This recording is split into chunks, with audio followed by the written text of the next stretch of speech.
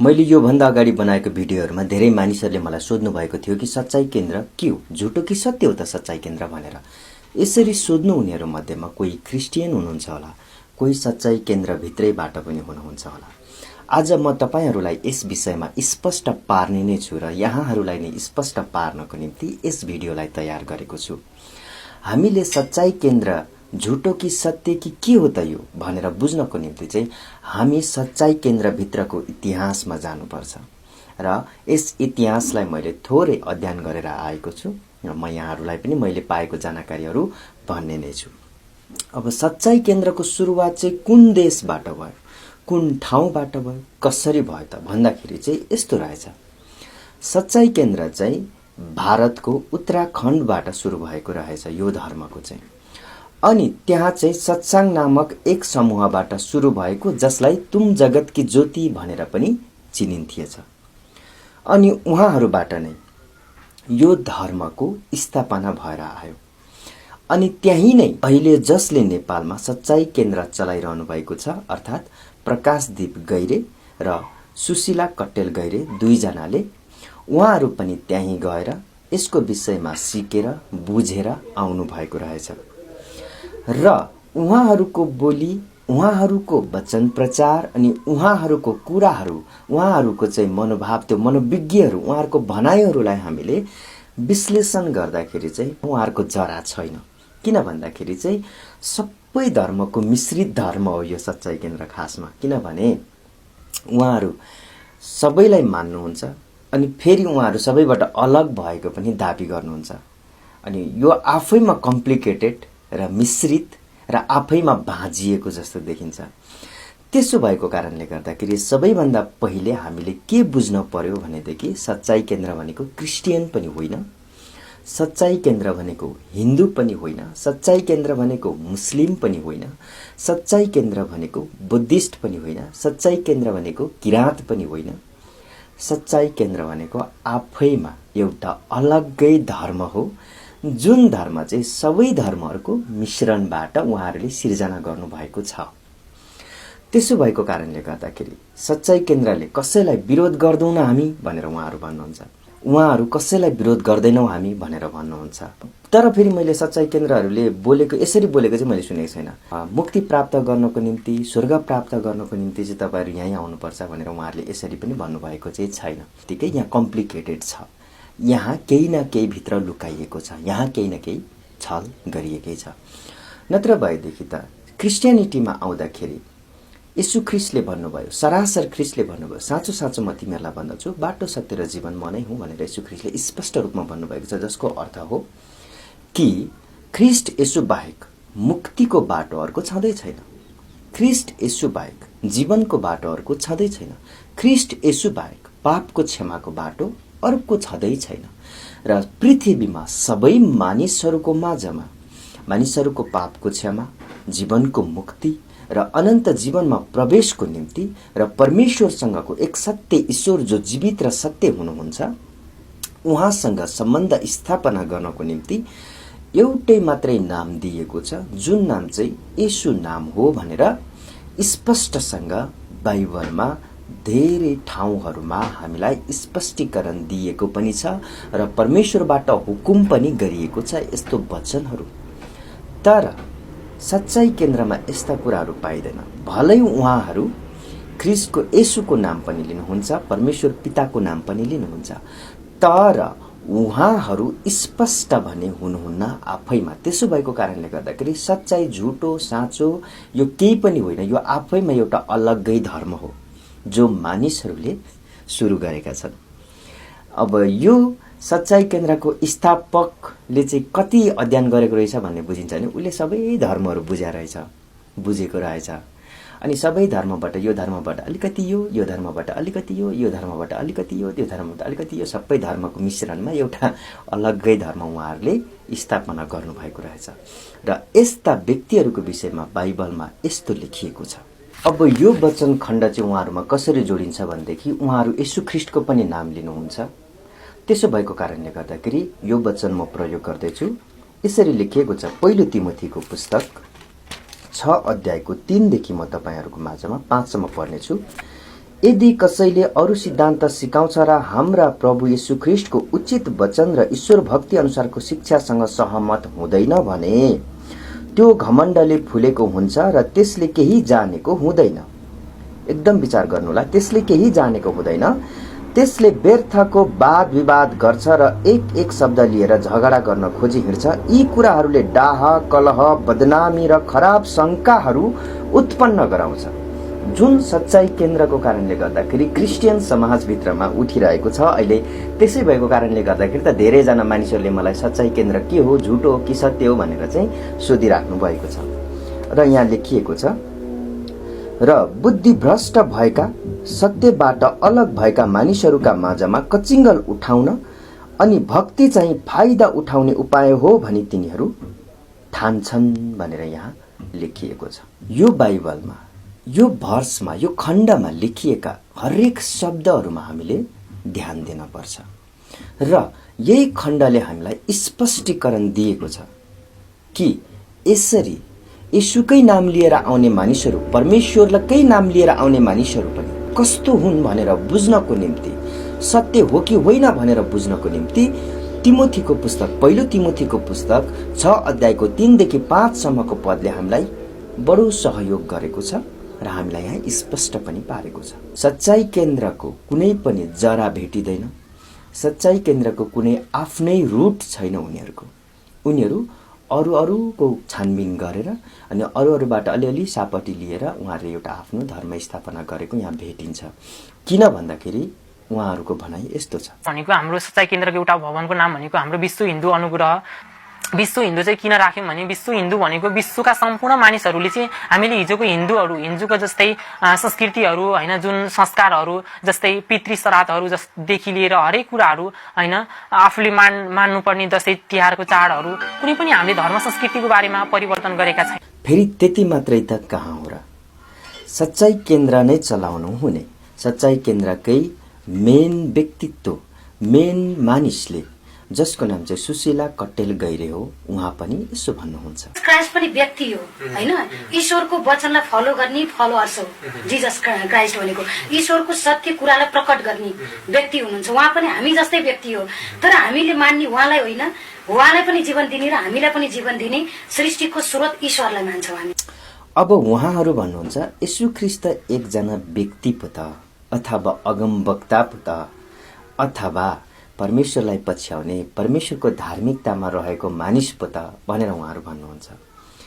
येशू ख्रीष्टलाई प्रभु र मुक्तिदाता भनेर उहाँहरू ग्रहण गर्नुहुन्न भन्ने कुरा यहाँ स्पष्ट हुन्छ।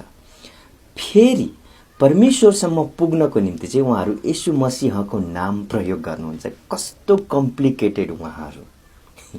त्यो भएको कारणले गर्दाखेरि उहाँ आफै पनि स्पष्ट हुनुहुन्न भन्ने कुरा उहाँहरूको यही कुराबाट थाहा हुन्छ कि बाइबलमा स्पष्टै गरी भनिएको छ, बाटो, सत्य र जीवन त ख्रीष्ट येशू मात्रै नै हुनुहुन्छ पितासम्म पुग्नको निम्ति। परमेश्वर पवित्र पवित्र पवित्र हुनुहुन्छ। मानिस सबै पापी छन्, मानिस सबैले पाप गरेका छन् र परमेश्वर कहाँ पाप जान सक्दैन। त्यसो भएको कारणले गर्दाखेरि फेरि पापको सजाय चाहिँ केवल मृत्यु मात्रै हो। त्यसो भएकोले हामी जस्तो अधर्मी मानिस हाम्रो मन ज्ञानले, बल बुद्धिले गरेको धर्म र कर्मले हामी कसरी परमेश्वर कहाँ पुग्न सक्छौं, जो पवित्र पवित्र पवित्र हुनुहुन्छ र जो सत्य र जीवित हुनुहुन्छ, जसलाई पापै मन पर्दैन। अनि त्यस्तो परमेश्वरसँग हाम्रो सम्बन्ध हामी आफै जोड्न सक्छौं त? अनि किनभने परमेश्वरले जोड्न सक्नुहुन्छ, तर हामी पापी भएको कारणले गर्दाखेरि परमेश्वर पाप मन पराउनुहुन्न। अब पापसँग त उहाँ फेरि जोडिनुहुन्न भनिसकेपछि हाम्रो पापको प्रयाश्चितको त्यो प्राइस, त्यो मूल्य त चुकाउन पर्यो नि त। त्यो फेरि हामीले चढाएको बलिदानहरूले, हामीले गरेको धर्म कर्मले सम्भव छैन, किनभने हामी त आफै पापी छौं र परमेश्वरलाई बदलामा हामीले के चाहिँ अफर गर्न सक्छौं त? केही पनि सक्दैनौं, किनभने सृष्टिमा, ब्रह्माण्डमा भएको जे जति पनि सृष्टिहरू छन्, जो देखिने नदेखिने सबै थोक त परमेश्वरबाट बनेको र परमेश्वरकै हो भनिसकेपछि परमेश्वरकै थोक परमेश्वरलाई नै अफर गरेर के हामी हाम्रो पापबाट मुक्त हुन सक्छौं त? सेन्स, अलिकति बौद्धिकतामा जाउँ र दिमाग प्रयोग गरेर कुरालाई केही समय गम्भीर भएर सोचौं। सम्भव छ त? छैन। त्यसो भएको कारणले मानिसले पाप त सहजै गर्न सक्छ, तर पापबाट मुक्ति भने चाहिँ कतै पनि छैन। मानिसको ज्ञान र बुद्धिले त्यो कुरा सम्भव छैन र पृथ्वीमा भएका कुनै पनि कुराले त्यो कुरा सम्भव छैन।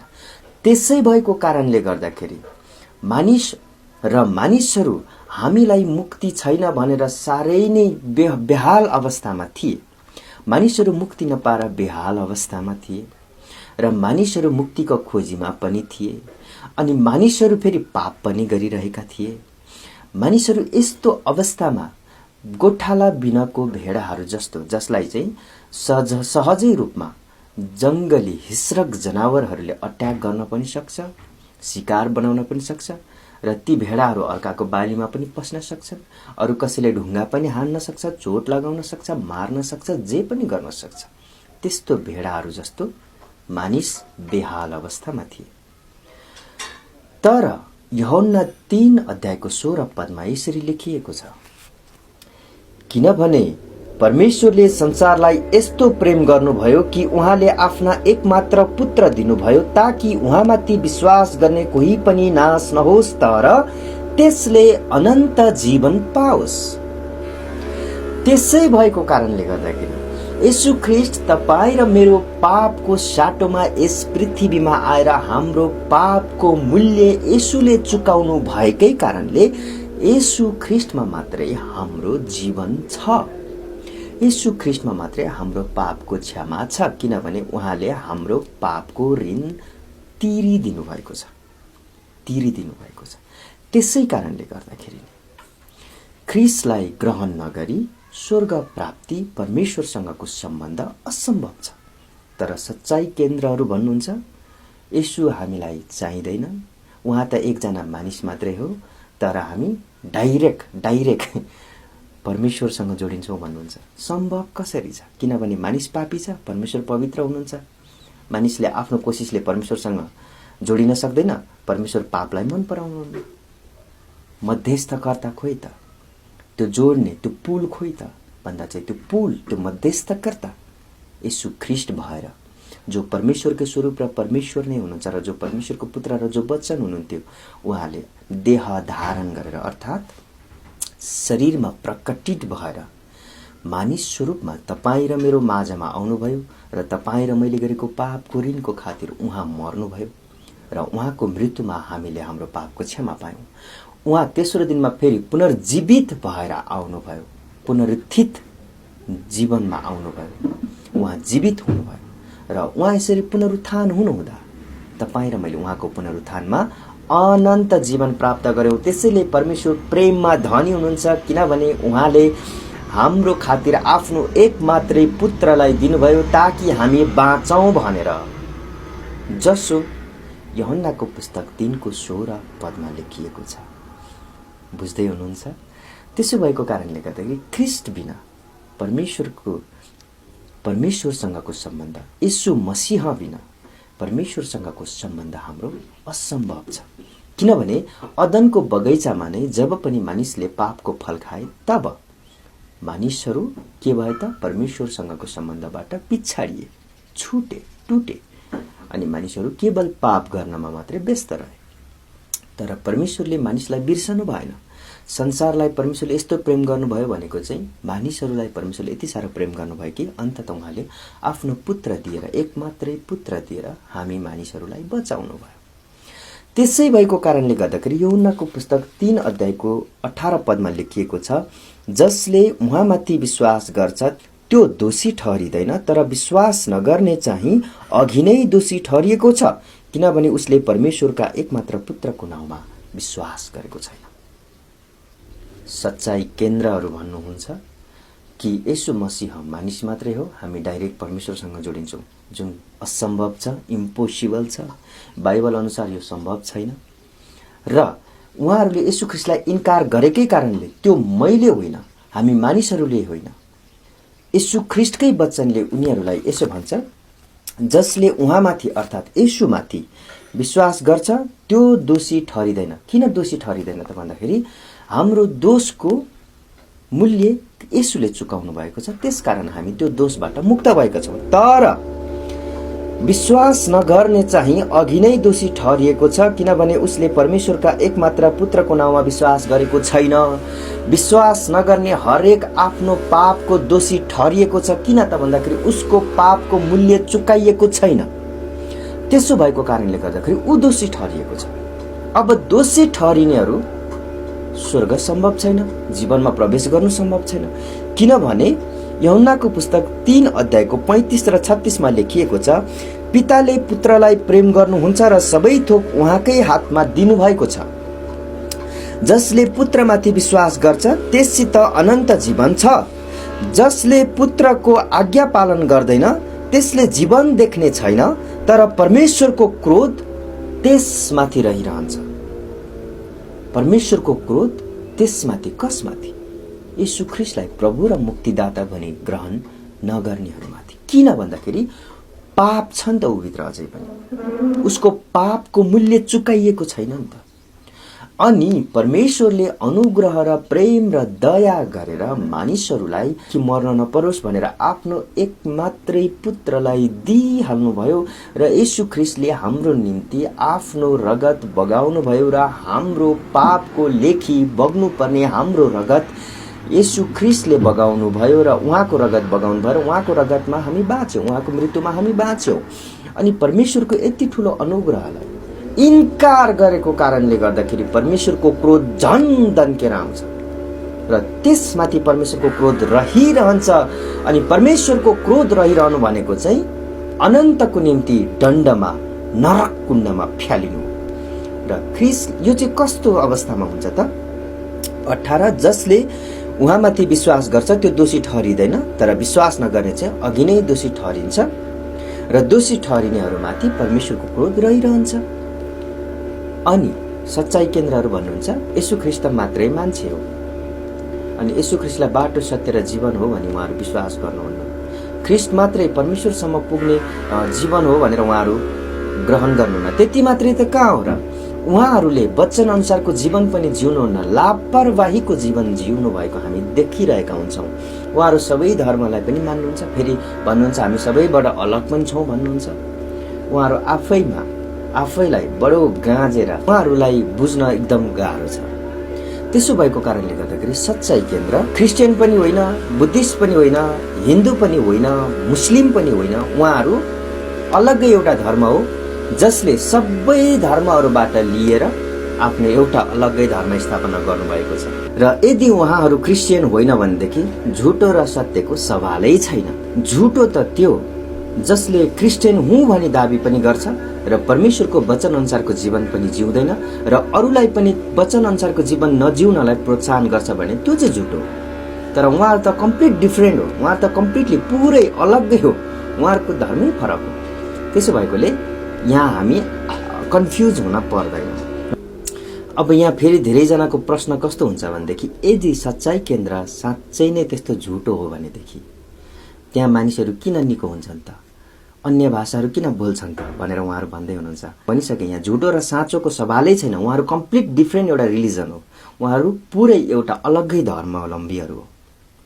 अनि जसले चाहिँ परमेश्वरलाई नै मान्छौँ पनि भन्नुहुन्छ, फेरि परमेश्वरकै वचन अनुरूप उहाँहरू जीवन पनि जिउनुहुन्न र परमेश्वरकै वचनलाई उहाँहरू कम्प्लिकेटेड बनाउनुहुन्छ, जसको विषयमा मैले तपाईहरूलाई अघि नै पहिलो तिमोथीको पुस्तक 6 अध्यायको 3 देखि 5 सम्म पढेर सुनाएको छु। यस्ता मानिसहरूलाई यहाँ यसरी लेखिएको छ, फेरि सुनाउँछु।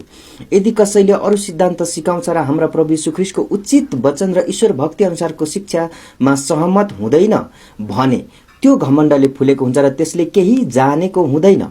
त्यसले व्यर्थका वाद विवाद गर्छ र एक शब्द लिएर झगडा गर्न खोजी हिँड्छ। यी कुराहरूले डाह, कलह, बदनामी र खराब शंकाहरू उत्पन्न गराउँछन् र बुद्धि भ्रष्ट भएका र सत्यबाट अलग भएका मानिसहरूका माझमा कचिङ्गल उठाउँछन् अनि भक्ति चाहिँ फाइदा उठाउने उपाय हो भनी तिनीहरू ठान्छन्। अब यो मैले भनेको होइन, यो कुरा चाहिँ परमेश्वरको पवित्र वचनमा लेखिएको छ र परमेश्वरको पवित्र वचनले नै यसरी बोल्नुहुन्छ। त्यसो भएको कारणले गर्दाखेरि उहाँहरू कम्प्लिट एउटा डिफ्रेन्ट रिलिजन हो र हामीले यहाँ बुझ्न पर्ने कुरा चाहिँ किन सच्चाई केन्द्रमा मानिसहरू निको हुन्छ त? भन्दाखेरि चाहिँ यस्तो छ। मत्तीको पुस्तक 24 अध्यायको 24 पदमा यसरी लेखिएको छ, किनकि झुटा ख्रीष्टहरू र झुटा अगमवक्ताहरू खडा हुनेछन् र हुन सके चुनिएकाहरूलाई पनि भड्काउनलाई ठूला ठूला चिन्हहरू र आश्चर्यका कामहरू देखाउनेछन् भनेर यहाँ लेखिएको छ। भलै उहाँहरू अगमवक्ताहरू होइन होला, झुटा हामी यसो हौं भनेर पनि उहाँहरूले भन्नुभएको छैन, तर उहाँहरूमा के चाहिँ लागू हुन्छ भनेदेखि चुनिएकाहरूलाई पनि भड्काउनलाई ठूला ठूला चिन्ह र आश्चर्यका कामहरू हुनेछन् भनेर यहाँ स्पष्ट गरी लेखिएको छ। झुटा ख्रीष्टहरू पनि आइसके भनेर चाहिँ नि संसारमा येशू ख्रीष्टको दोस्रो आगमन भयो नि भन्ने मानिसहरू पनि छन्। अनि झुटा ख्रीष्ट भनेको चाहिँ उहाँहरू। अनि त्यहाँबाट विभिन्न प्रकारका अगमबाणीहरू गरेर मान्छेहरू बित्दै कस्तो कस्तो खालको अब यो धेरै खालको कुराहरू निस्किरहेको छ अहिले संसारमा। न्युजमा हेर्यौँ भने पनि हामीले ती सबै व्यक्तिहरूको लागि बोलिएको। कोही बाइबललाई कम्प्लिकेटेड गरेर लान्छ, कसैले के भन्छ। तर म तपाईहरुलाई एउटा कुरा के भन्न चाहन्छु भनेदेखि बाइबल अध्ययन गर्नुहोस्। यति लामो जीवन परमेश्वरले दिनुभएको छ, अल्छी भएर हामी नबसौं। उत्पत्तिको पुस्तकदेखि प्रकाशसम्म एकचोटि अध्ययन गरौँ र यो बीचमा तपाईहरुलाई बुझ्न एकदम गाह्रो भएको कुराहरू मलाई सोध्न सक्नुहुन्छ। मैले जानेको कुरा म तपाईहरुलाई भन्छु, तपाईहरु आफ्नो पास्टरलाई पनि सोध्न सक्नुहुन्छ। मलाई नै सोध्नुपर्छ भन्ने छैन। तर तपाईहरु अरूलाई सोध्न सक्नु भएन भने मलाई सोध्नुस्, म तपाईहरुलाई बताउँला मैले जानेको कुराहरू। त्यसो भएको कारणले गर्दाखेरि झुटो के हो सत्य के हो भनेर बुझ्नको निम्ति हामीले बाइबल एकचोटि अध्ययन गरिसकेको हुन पर्यो। त्यसपछि मात्रै हामी छुट्याउन सक्छौं। नत्र यतिकै अन्दाजमा अरूले भनेकै भरमा सुनेर मात्रै हुँदैन।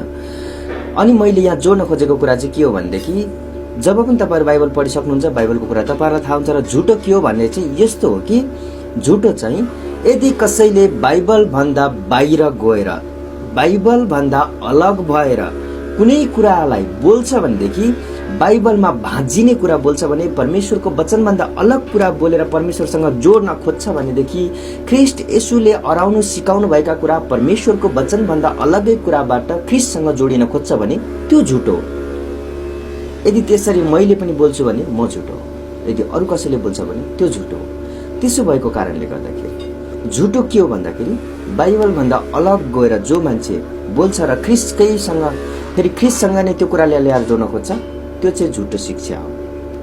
र यसो गर्ने व्यक्तिहरूलाई हामीले सत्य के हो भनेर भन्नुपर्छ र उहाँहरू पश्चाताप गरेर आउनुहुन्छ भने फेरि हामीले उहाँहरूलाई स्वीकार गर्नुपर्छ। तर होशियारी चाहिँ हुनपर्छ र पश्चाताप जरुरी छ। फेरि पहिलो कुरो गल्तीको स्वीकार र पश्चाताप जरुरी छ। यदि कोही व्यक्तिले गल्ती गर्यो र उहाँले गल्ती स्वीकार गर्नुभयो र पश्चाताप गर्नुभयो भने परमेश्वरले उहाँलाई फेरि ग्रहण गर्नुहुन्छ। यदि परमेश्वरले ग्रहण गर्नुहुन्छ भने तपाईँ र म को ग्रहण नगर्नलाई। त्यसो भएकोले फेरि त्यो बाहिर देखाउनको लागि मान्छेहरूलाई यसो हाहु गर्नको लागि होइन, साँच्चै हृदयबाट यदि कोही आफ्नो गल्ती स्वीकार गर्छ, देख्छ र ग्रहण गर्छ र पश्चाताप गर्छ भनेदेखि उलाई परमेश्वरले फेरि ग्रहण गर्नुहुन्छ। त्यसो भएको कारणले गर्दाखेरि झुटो के हो सत्य के हो भनेर बुझ्नलाई बाइबल पुरै स्टडी गर्न पर्यो, अध्ययन गर्नु पर्यो।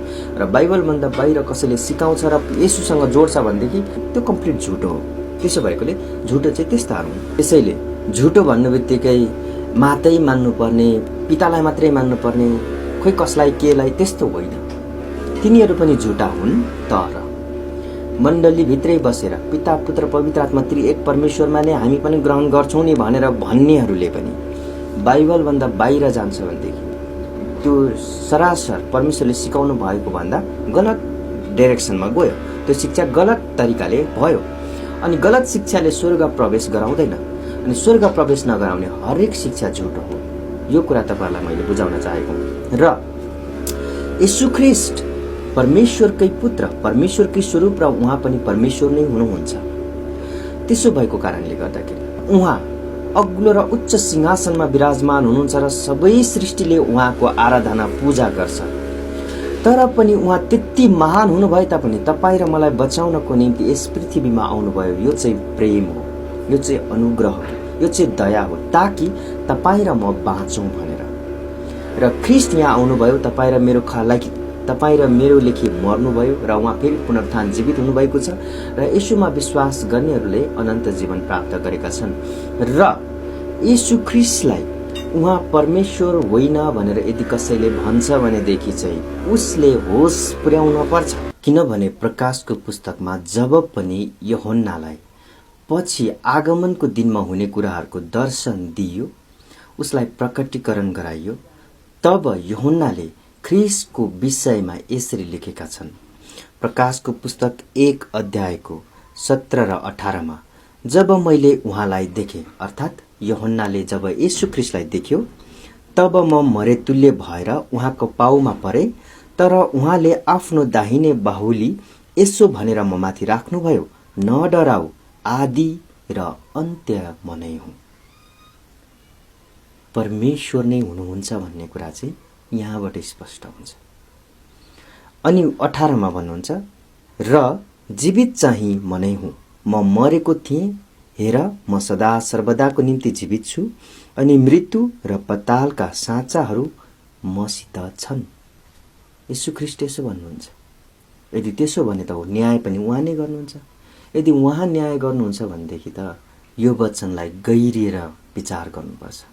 किनभने जीवन दिने कि मृत्युमा सजाय दिने, यो कुरा चाहिँ येशू ख्रीष्टले डिसिजन गर्नुहुन्छ। किनभने सबै कुराको अधिकार उहाँसँग छ र उहाँ परमेश्वरको पुत्र, परमेश्वरको स्वरूप र स्वयं परमेश्वर नै हुनुहुन्छ। त्यसो भएको कारणले गर्दाखेरि येशू ख्रीष्ट बिना उद्धार मुक्ति सम्भव छैन। हामीले यसरी बुझ्न पर्यो। र अब सच्चाई केन्द्रमा अन्य भाषाहरू किन बोलिन्छ त भन्दाखेरि, अब यो कुरा चाहिँ हामी स्पष्ट यसरी हुन पर्यो कि अन्य भाषा कसले बोल्यो, चङ्गाई कसले गर्यो, होइन, त्यो डजन्ट म्याटर। त्यो कुरासँग हामीलाई केही वास्ता छैन। हामीलाई वास्ता योसँग छ कि सत्य चाहिँ के हो त।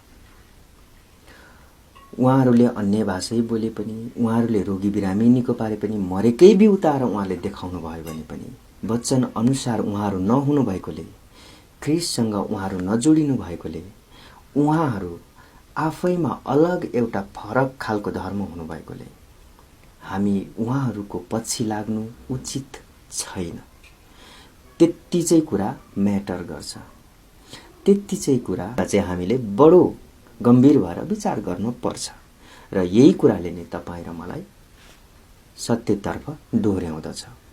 किनभने येशू ख्रीष्टलाई पछ्याएको चङ्गाई पाइयो भनेर होइन, येशू ख्रीष्टलाई पछ्याएको निरोगी भइयो भनेर होइन, येशू ख्रीष्टलाई पछ्याएको धन कमाइयो भनेर होइन, येशू ख्रीष्टलाई पछ्याएको घर बनाउनु, धन दौलत जोड्नु, यस्ता खालका सांसारिक, शैतानिक र शारीरिक कुराहरूको अभिलाषा पूरा गर्नको निम्ति ख्रीष्ट येशूलाई तपाईँ र मैले पछ्याएको होइन। तर येशूलाई पछ्याएको चाहिँ उहाँ मात्रै सत्य हुनुहुँदो रहेछ, उहाँ मात्रै एक जीवित ईश्वर हुनुहुँदो रहेछ, ईश्वरकै स्वरूप र ईश्वरको पुत्र र आफै स्वयं ईश्वर त येशू पो हुनुहुँदो रहेछ भनेर पो पछ्याएको त।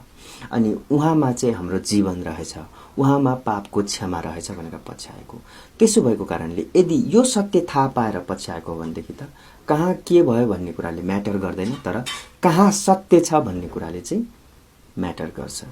कहाँ सत्य छ भन्ने कुराले चाहिँ विशेष स्पष्टीकरण राख्दछ र हामीले ख्रीष्टलाई त्यसरी पछ्याउन पर्यो। उहाँहरूले अन्य भाषा बोल्नुभयो भनेर, उहाँहरूकोमा रोगी बिरामी निको भयो भनेर हामी ख्रीष्टबाट दायाँ बायाँ लाग्नु उचित छैन।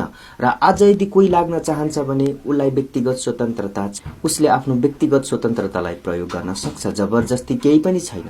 तर सत्यबाट चुक्ने हरेक माथि परमेश्वरको क्रोध पर्ने नै छ र जसमाथि परमेश्वरको क्रोध पर्छ उसले जीवन देख्ने छैन। स्पष्ट गरी यूहन्नाको पुस्तक 3 अध्यायको 36 पदमा लेखिएको छ, जसले पुत्रमाथि विश्वास गर्छ त्यससित अनन्त जीवन छ, जसले पुत्रको आज्ञा पालन गर्दैन त्यसले जीवन देख्ने छैन, तर परमेश्वरको क्रोध त्यसमाथि रहिरहन्छ। यही कुरालाई चाहिँ गम्भीर भएर विचार गर्नु पर्यो। आशा छ यहाँहरूले आशिष प्राप्त गर्नुभएको छ। अन्तमा यहाँहरू सबैजनालाई परमेश्वरबाट प्रशस्त शान्ति, प्रेम र आशिष भइरहोस्। येशू ख्रीष्टको नाउँमा आमेन, आमेन अनि आमेन।